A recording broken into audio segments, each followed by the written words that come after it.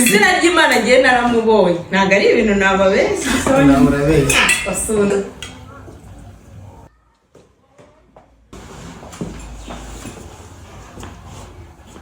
Wano tuvugana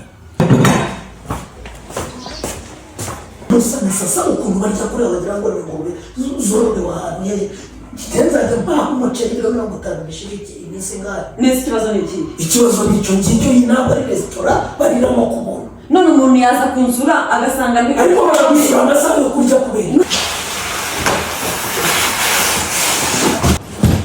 twara nibyo ngibyo mwe se murakora cyanga Ahama uno yarengeye ntago mwakuruka kuvuga so icyari cy'uboro yanga ko kijya murakora Abantu ubu ni ku munsi wa gatatu umugore wanjye yarahukanye ubuzima bwaranze ndateka bigashirira ndafura nkabipfubye n'abaturanyi banjye musa na sasa nkabona arababuza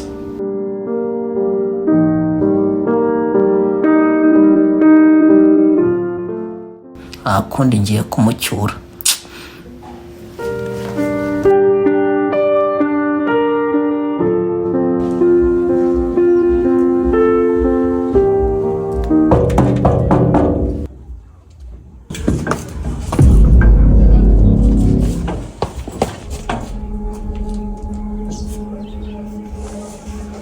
urashaka iki